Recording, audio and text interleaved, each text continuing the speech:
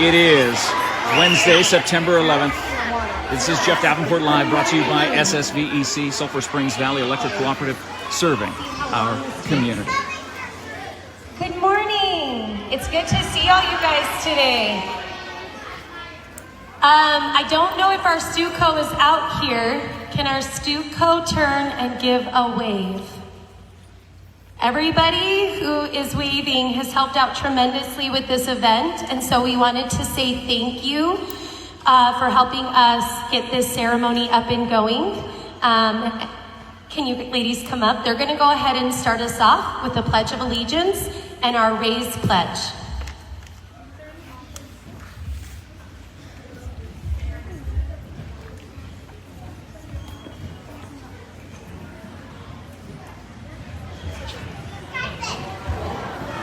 Thank you for standing. Once you stand, place your hand over your heart and please be reverent.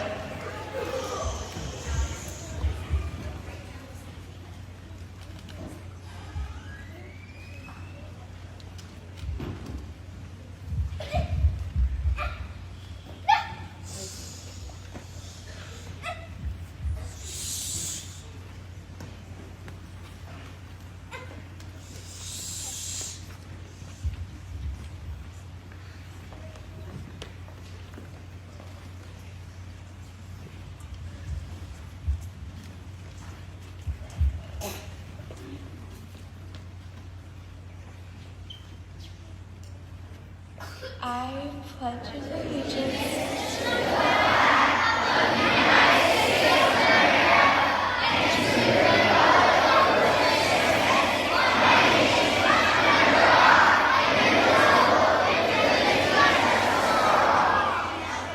Thank you. Please remain standing as we say our raised pledge.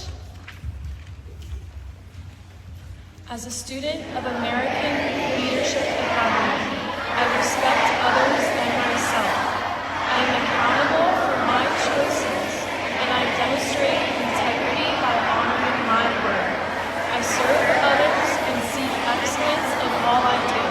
By living and demonstrating the raised values, we will fulfill our vision.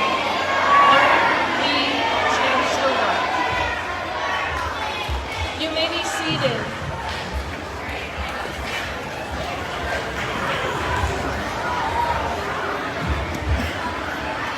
Thank you. I have to say, we have some amazing young kids. You guys are so wonderful, and you guys quiet down so quickly, and I'm so thankful for each one of you. We have some more firefighters coming on up, so we're gonna let them come up. For those of you who know me, and for the older kids who don't, my name is Mrs. Deaver. I am the Pre-K 6 director.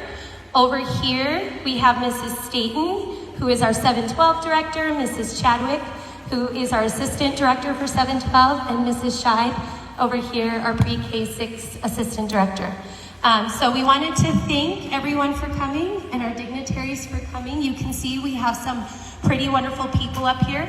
We have people representing Sierra Vista Fire Department, people representing Border Patrol and HSI.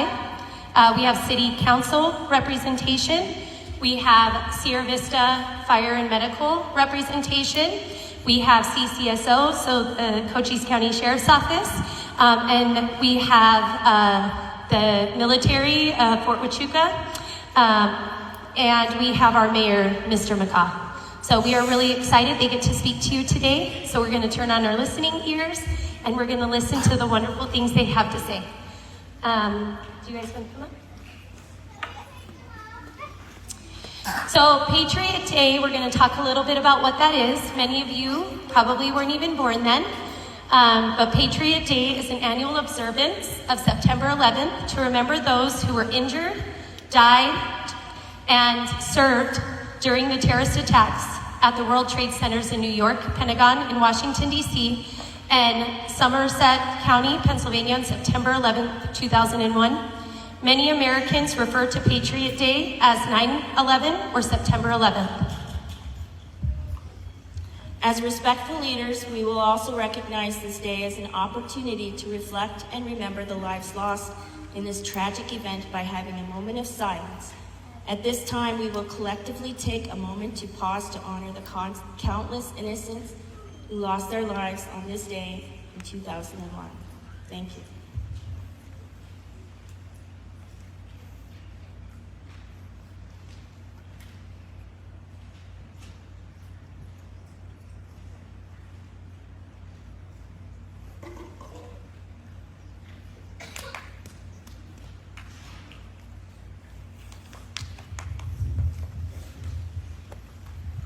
Thank you. We also observe this day to remember the incredible bravery of first responders, including our military and armed forces, firefighters, policemen and women, and emergency workers. They fearlessly ran toward the danger to save so many. We continue our gratitude today.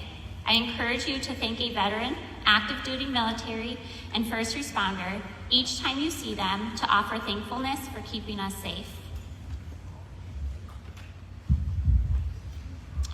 This is a day to celebrate being a proud American.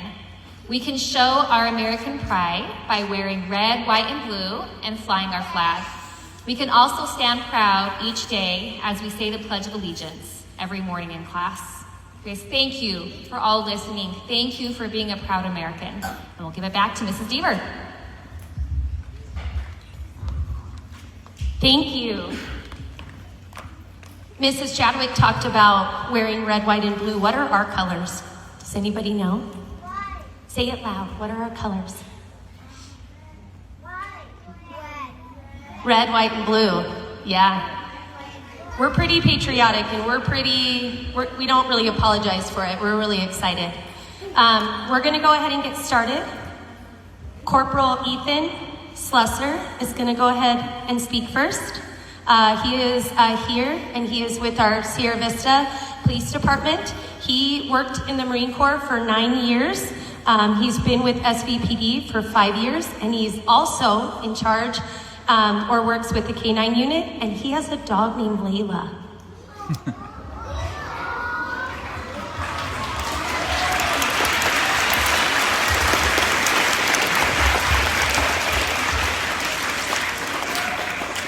Hey, good morning, guys.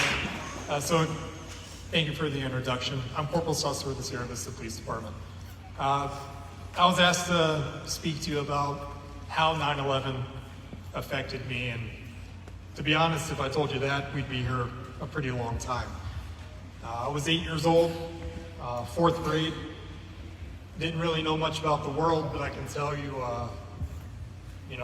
that day, going to school is normal. And then you get to class, the morning bell rings, your teacher's not there, bell rings at 9 o'clock. So, sitting in class wondering what's going on, you sat there for 10 minutes, no adults there, it's just a bunch of kids being rambunctious.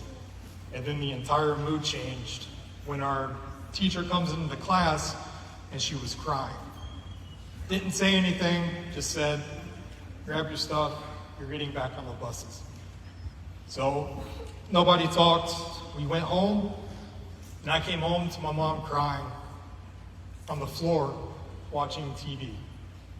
And that's when I saw the reruns on the news. So since that day, I experienced a bunch of things in this country: patriotism, love for country, self, neighbor. I saw my family, friends enlist, go to war, family members go to war. And then when I turned 18, well, I was actually 17, I enlisted in the Marine Corps. And oddly enough, I actually became a Marine on 9/11, 2010, which I thought was amazing. So ever since 9/11, it has pushed me down a path to give back to my community, give back to my country, because that's what we have to do. It doesn't matter how you do it. You could be military, first responder, police, fire, nurse, teacher, but you have to give back. And that's what I learned at a very early age. And now I'm here talking to you guys, 32 years old, and still remember 9/11 like it was yesterday.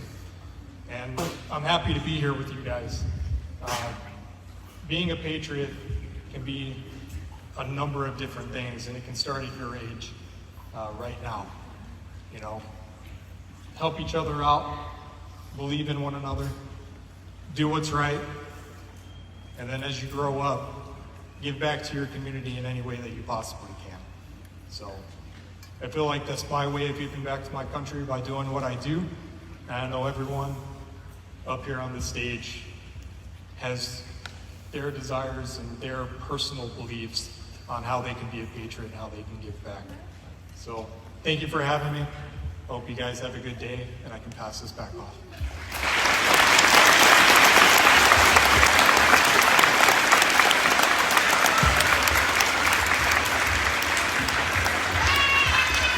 Thank you, Corporal.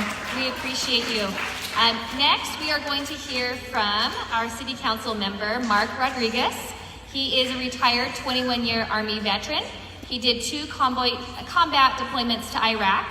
He was also a former volunteer EMT firefighter, and he is currently an instructor on Fort Huachuca at the Non-Commissioned Officer Academy. Mr. Rodriguez.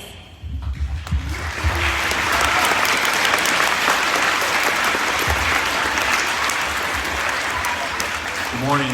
Thank you for the opportunity to speak with you briefly today. For those of you over 40, you likely remember exactly where you were on the morning of September 11, 2001. As for me, on September 11, 2001, I had been in the Army for almost exactly 5 years, and I just recently got stationed at Central Command Headquarters at MacDill Air Force Base, Tampa, Florida, with my ex-wife and my 11-week-old daughter at the time. I was at work when one of my Air Force coworkers, Ron Miller, came in from the break room and said, "Hey, it looks like somebody accidentally crashed into the World Trade Center tower." So we turned on the TV in our office just in time to watch the second flight crash into the second tower. And so we immediately knew something wasn't right. And then at 9:37, Flight 77 hit the Pentagon.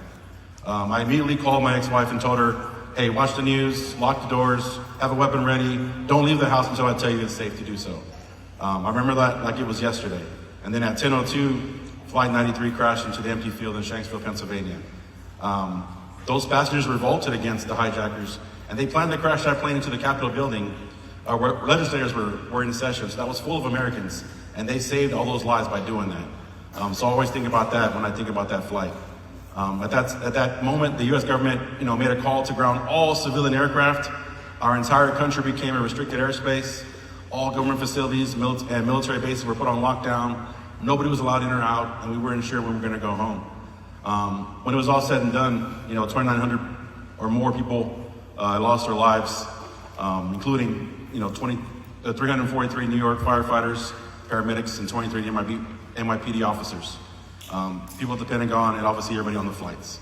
After those attacks, we immediately became a nation at war, and I knew that my life and our country would change forever. I wondered at that time what kind of world my daughter would grow up in.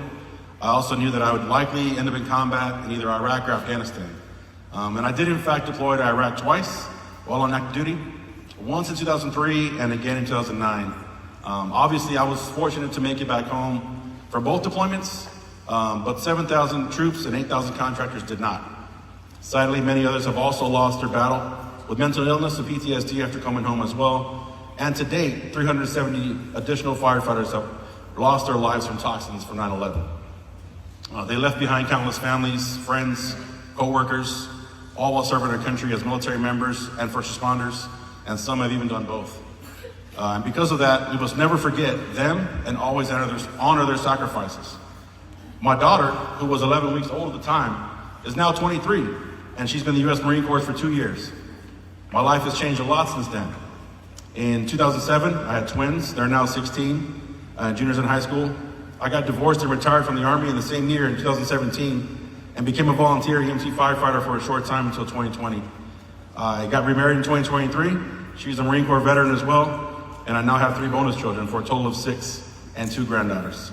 I still work for the U.S. government as a contractor instructor on Fort Huachuca, and I have the pleasure of teaching soldiers important skills they will need when it's their turn to go to combat. After serving my country, I chose to continue to serve my community by being a city councilman. I've been on council since 2021. My time in the Army and combat has taught me many things and exposed me to many cultures. A few things that have stuck with me are always leave things better than you found them. Lead from the front, take care of your people, and never leave a fallen comrade behind. I still carry a coin I received on deployment in my pocket every day to remind me of all the sacrifices made. And I'd ask anytime you see a military person or a first responder in uniform, you thank them for their service because they would do the same thing for you today and protect every one of us. Every time I see an American flag on a military or first responder uniform, or when I see our beautiful American flag waving off the back of a fire truck, it reminds me that what they did that day and they would do today if they had to. If anything good can be said about 9/11, I feel that it would be that it reminded us that no matter where we come from, what color we are, what language we speak, or what we do in life, in a tragedy like that, we're all Americans. And we always come together and fight to protect our families and our country, and we will win. Thank you for this invitation to the ceremony, and never forget what happened on 9/11. God bless our military and first responders, and God bless America.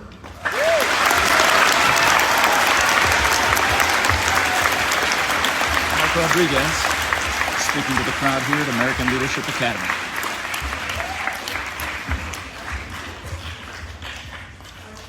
Thank you. We also wanted to recognize Border Patrol and HSI. Unfortunately, their speaker was unable to be here today. I wanted to talk a little bit on September 11th, 2001. I was in 8th grade in New York. And my uncle at the time was actually on Air Force One that day. So I reached out to my uncle last week and I asked him if he'd be willing to share some words with us about what it was like to be on Air Force One and with the president on such an important day. And he was actually traveling to speak at a panel regarding September 11th, and so he said, I'll send you some of the questions that they asked me and my responses to those. The first question he was asked was, could you tell me what you were doing on the morning of September 11th, 2001, and how did you learn of the September 11th attack? The morning of 9/11/2001, I was on Air Force One completing my pre-flight as a communication system operator before our expected return flight home from Sarasota, Florida to Andrews Air Force Base in Maryland. Before I realized we were under attack, I was told by a fellow crew member that an aircraft had struck one of the two twin towers in New York City. As I was finishing my pre-flight, I had one of the two television receivers we had on the aircraft tuned to a morning news show. The news had live footage of the first twin tower hit after it had been hit. There was smoke coming from the impact site, but from the live coverage, it was hard to tell the severity of the damage that was done.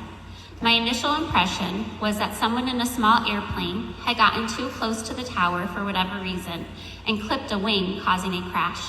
It was not until, as I watched the live footage continue, that a second aircraft struck the second tower. At that moment, like so many others that witnessed it on live television, I knew that we were under attack. The second question he was asked: when the president was traveling from Florida, then to Louisiana, then to Nebraska, what did you spend your time doing, and what decisions were you faced with to make during this time? His response: once the president arrived at the aircraft from his event at the school he was visiting, we immediately began taxiing the aircraft for takeoff. By this time, we knew of the two aircraft that had struck the Twin Towers, and we were just learning of the attack on the Pentagon from another hijacked aircraft. There were rumors of the White House and State Department also being hit, but we did not have 100% confirmation. There was also a rumor that Air Force One was also a target, and with that potential threat, the aircraft commander wanted to get airborne as soon as possible.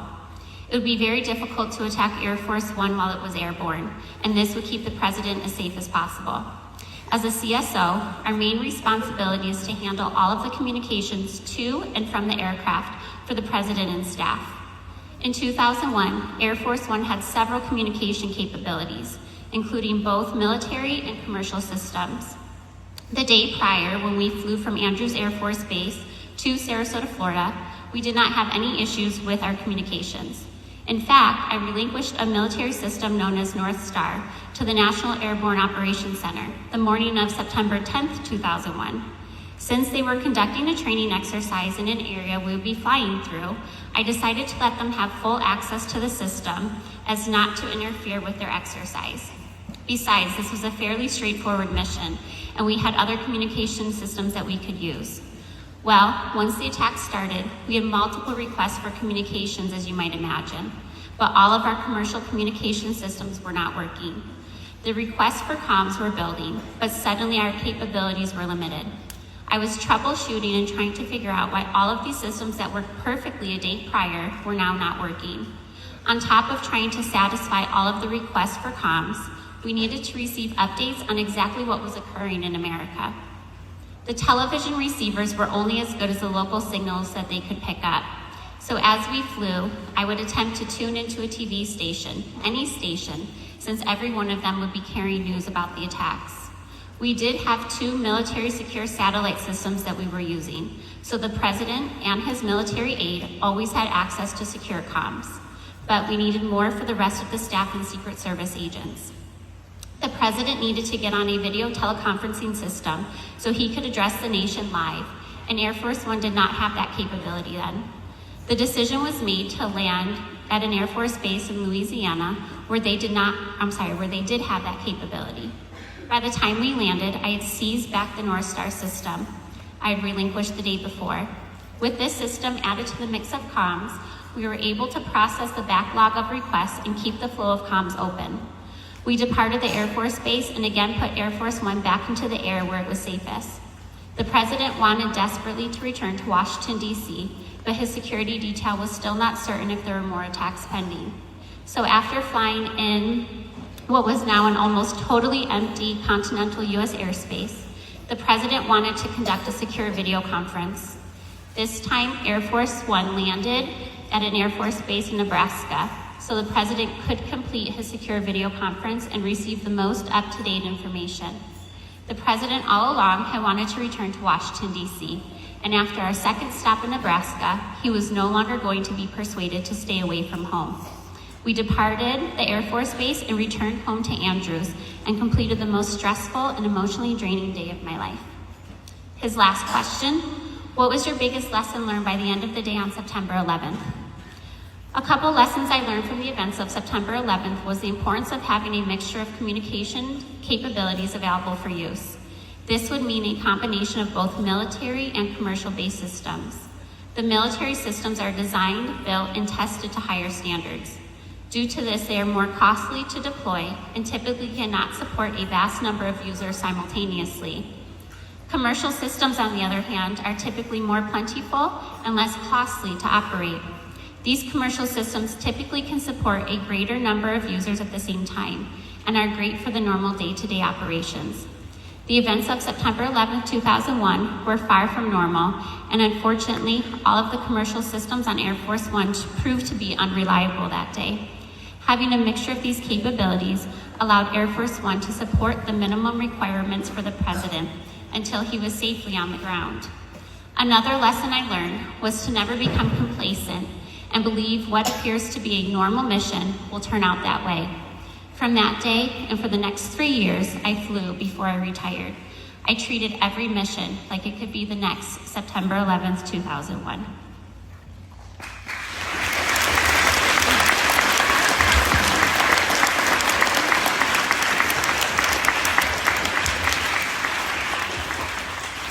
At this time, we're going to invite up Deputy Fire Chief Bradley Deaver. He is with Vista Fire Medical Services. He has been with them for 18 years. He has started his career with Fry Fire Department. He has become a paramedic, moved over to Sierra Vista Fire Department, worked in the emergency room for 10 years, taught the paramedic program at Cochise College, worked and helped develop the peer support program for all first responders that endure critical moments in their jobs. And he has been with the fire department for 18 years and an instructor for the new bachelor's degree program being offered at Cochise College in leadership management.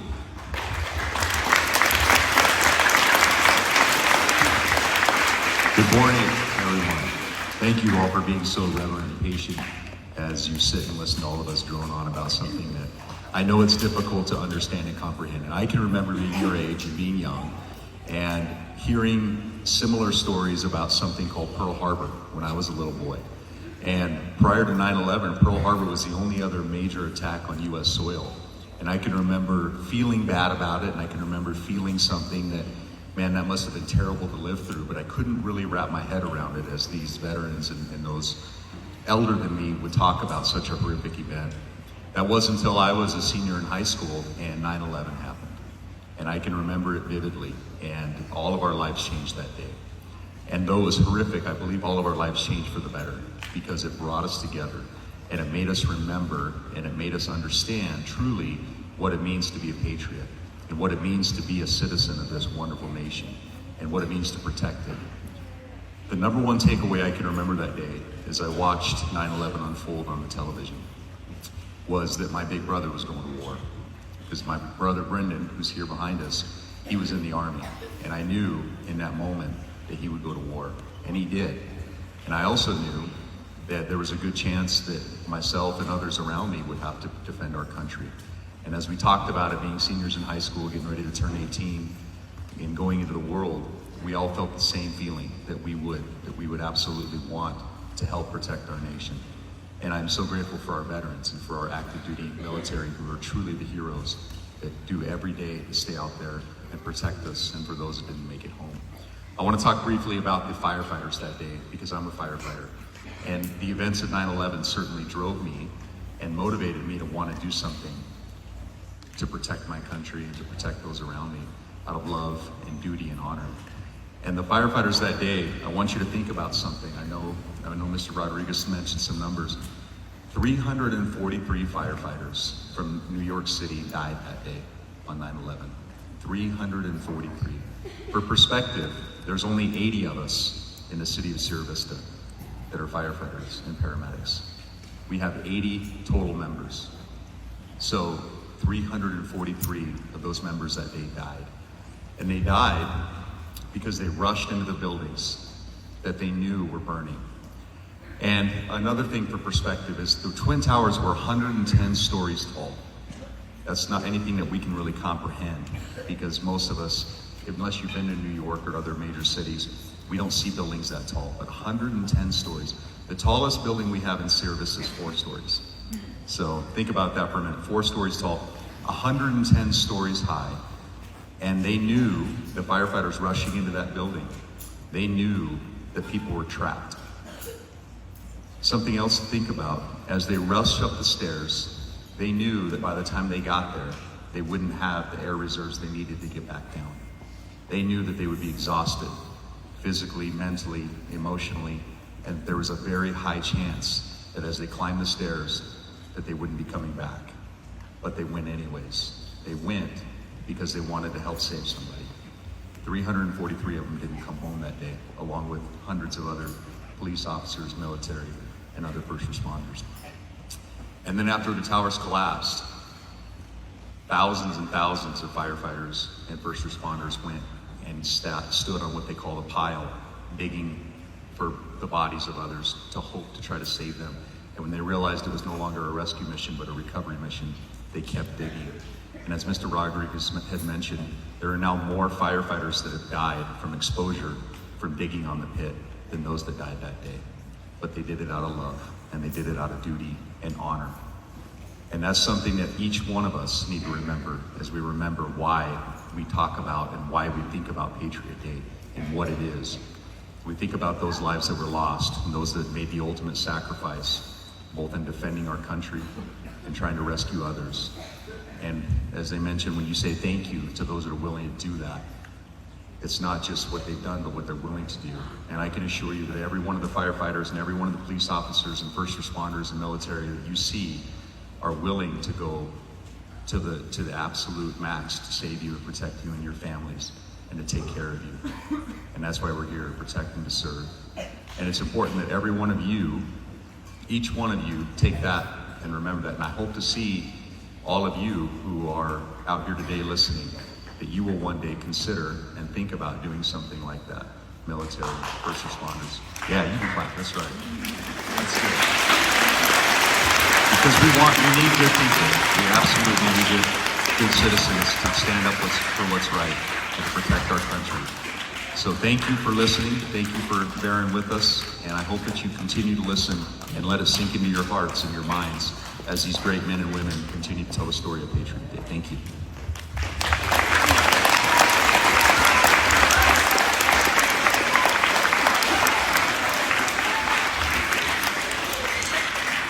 Our next speaker today is Sheriff Mark Daniels. of our Cochise County Sheriff's Department. Sheriff Daniels, after high school, joined the U.S. Army, and after training was actually stationed here in Fort Huachuca. He entered law enforcement in 1984. Please welcome Sheriff Daniels. Thank you so much. Well, good morning, and thank you for all the dignitaries and the public safety first responders up here, and our city council and mayor up here today. And good morning to our ALA educators, your staff, leadership, the parents that are here today, and our future, you all, the students here at ALA. That's okay, you give yourself a round of applause, you're gonna be the future. I accepted the invitation to address you today as an American patriot, veteran of our military, and your Cochise County Sheriff. I have proudly served country and community for 42 years. I just look really young, so thank you for that too. I'm honored and humbled to address you. I truly, I remember 9/11 vividly that day as I was getting dressed for work. 23 years ago today, 19 terrorists with hate of country, let me say it again, with hate of country, attacked our nation, resulting in the death of almost 3,000 Americans. Our country stood still as we watched evil kill innocent Americans, moms, dads, brothers, sisters, children, a lot of them your age, grandmas, grandpas, family, friends, and strangers we didn't even know. Today, ceremonies around the country ensure that we as a nation never forget this tragic event in our history. As a former member of the U.S. Army and now a member of law enforcement for the last 40 years, I've dedicated my life to protect our country and our communities. I'm here today to share my respect and passion as a patriot, American who believes in our country and the meaning of the flag that we all did the pledge for a few minutes ago, and also supporting you as our future. To those Americans that lost their lives that day, God bless you and your families. To the public safety heroes, police, fire, EMS, thank you for your unselfish service to this nation. Our country came together as one. Truly, America was the United States. We mourned together, we angered together, but we united for a common cause. This moment in America's history, though emotional and sad, this historical date is real. Our country was founded by standing united for a nation of freedoms, liberties, and justice for all. I challenge you all to never forget the heartbeat of this country and who and why we are Americans. Never forget the blessings we share as Americans. We all share blessings in this country. Sometimes we forget that. Never forget our dedicated educators. Never forget the freedoms and liberties we all possess. Never forget our military personnel that protect our nation and those on global stage. Never forget our first responders, police, fire, and EMS. Never forget our history and those that paid the ultimate sacrifice. Our past is the best indicator and lesson of our future. Never forget to care and love one another. And let's never forget 9/11 and those that died on September 11, 2001. God bless you all and this great nation. Thank you.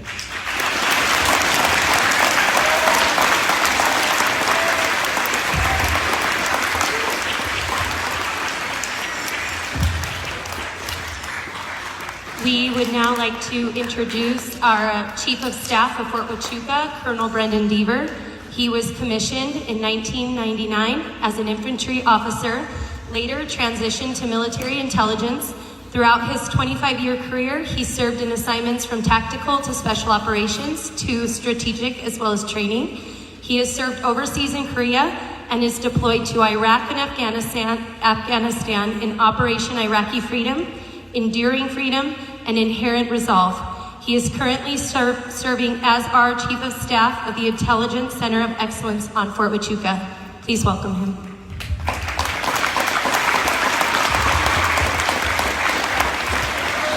Okay, so we're getting near the end. So first of all, super proud of you. You're more well-behaved than most of our soldiers in being able to stay still. So that's really awesome. So, you know, you've heard from some fantastic Americans here today.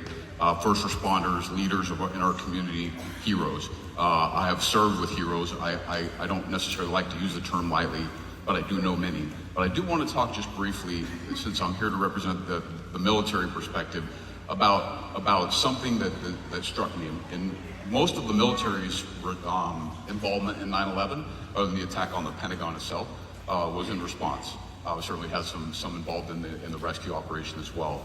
I remember a very powerful image that an artist drew early on that I remember seeing as a young Army officer of a worn-out first responder with a tattered American flag, handing it off to a service member, and that was the picture, with the implication that we're handing the torch to go take care of this now. Now, I don't want to imply that the response from the military was strictly retaliatory, because what ensued over the next 20 plus years was a war against an ideology that frankly wanted to see America destroyed. And now there's a lot of people that debate whether we were right or wrong in a lot of things that were done, but I will tell you, having served shoulder to shoulder with some of America's finest, that they did their duty, and some of them didn't come back. But I will tell you, the military response officially began October 7th, so a little under a month afterwards, when the first strikes happened in Afghanistan of Special Operations Forces enabled by others that were targeting the Taliban and Al-Qaeda, and then that would begin the war. But the first actual fight back, it was alluded to by our council member here, talking about the flight on Flight 93. And that group of people were just normal Americans. And if you think about it for a minute, all of us are, right? None of us, nobody aspires to be a hero. And if you look up on the stage and you see the uniforms and you think, wow, that is somebody that is doing something really impressive, right? And they do every day. But the average normal American, so Todd Beamer, and if you don't know the story, and some of you that are adults in the room may, I'd encourage you to go look it up. So he and a group of passengers that were on Flight 93 had heard word, obviously, the attacks that had happened and the planes being flown in the World Trade Center. Now, that plane was bound for Washington, D.C. Because of a delay, they had a little bit of time and a little bit of warning. They knew what was coming to a degree, but they didn't know what to. They were just regular citizens, just normal people.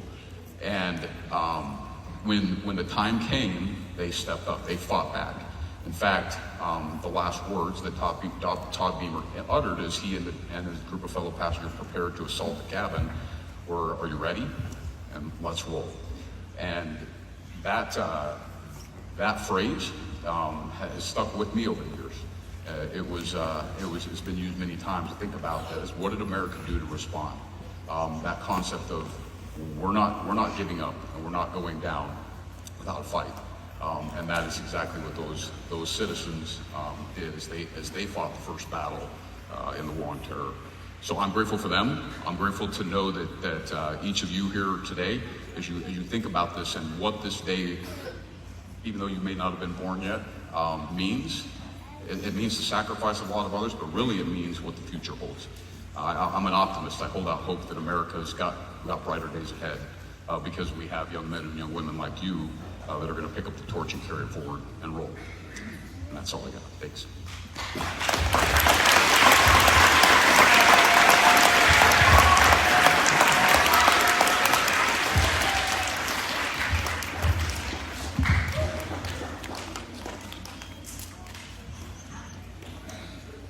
We'd now like to introduce our mayor, Cleo McCaw.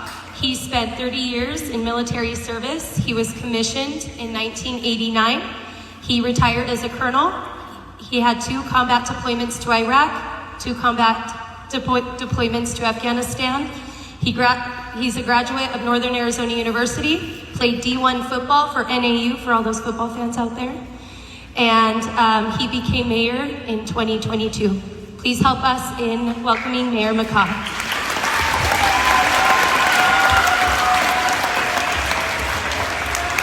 Good morning. Thank you, Faith. Thank you, ALA, for this tremendous opportunity. To all the law enforcement, first responders, firefighters, council, sheriff, and to the students, families, and friends. Today, we remember not only the tragedy, but also the resilience and the strength that followed. We honor the memory and those we lost by continuing to embody the values that make our nation great: freedom, diversity, compassion, and an unwavering commitment to justice. I remember the day I was a captain, and I was the reserve counterintelligence person in charge up at Fort Huachuca. And when the towers fell, I got a call.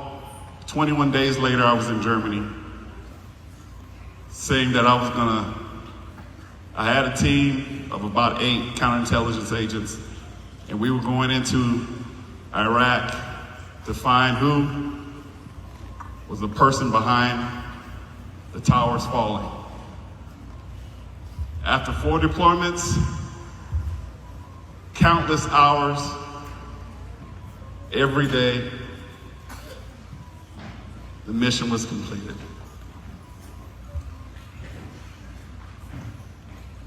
Never forget the lives that were lost, the heroism displayed, and the lessons learned about September 11th. We have a lot of lessons learned. And may we honor their memory of the 343 firefighters that passed away.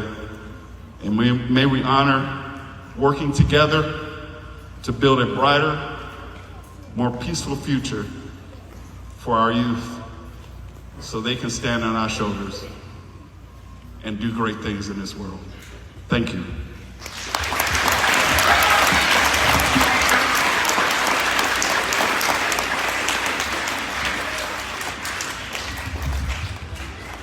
We have a little slideshow for you guys.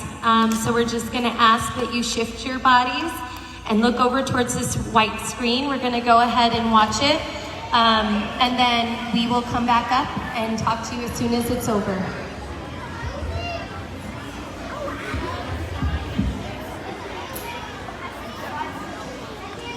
It's Patriot Day here at ALA, American Leadership Academy in Sierra Vista.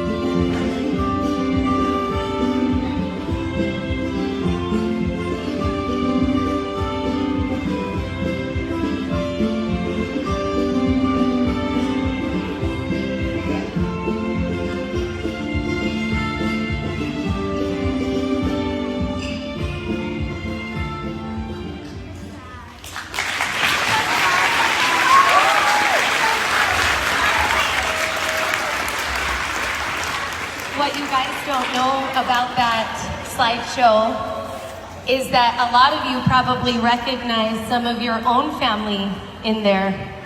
Your families were so gracious and sent us pictures of those that have served in the past and those who continue to serve.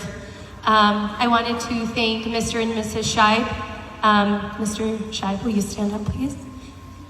He helped us create that slideshow, and so we're very grateful for that. We just wanted to express extreme gratitude to those who are here today, and to the people behind me, the people who came before them, and the people who continue to serve each day. We are very grateful for all you do, and I hope you know how much we appreciate you guys. So, if all of you can give a huge thank you to all of our service men and women, that would be amazing. On the count of 3, we're going to say thank you. You ready? 1, 2, 3.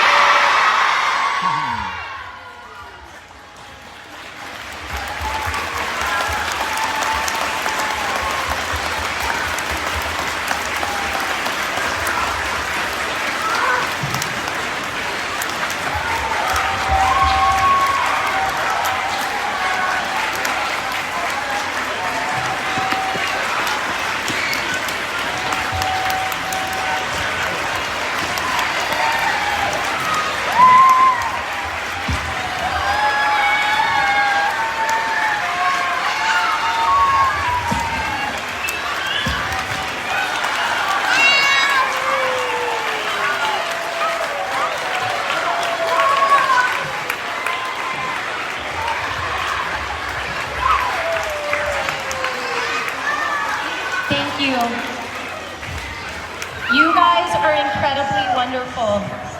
We have a veteran here who is actually going to be treated to an honorary flight in the middle of September to Washington, D.C. because of his service. So we wanted to thank him, and we're incredibly grateful for all he's done also to serve our country. We are going to release you guys back to class as reverently as you guys came in. We ask you to go out and remember that we love you and we hope that you have a wonderful day.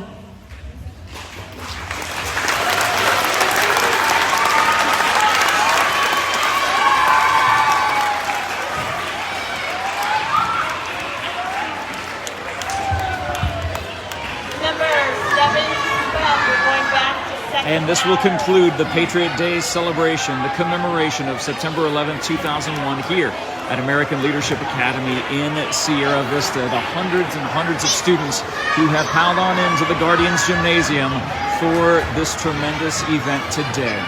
We remember, we will never forget. This is Jeff Davenport Live, brought to you by SSVEC, Sulphur Springs Valley Electric Cooperative, serving our community. Please feel free to share this video around, tag your friends and family members, and wish them a wonderful Patriot Day today, a day of remembrance for our amazing country and all those who serve. Thank you for watching. Have a great day, everyone.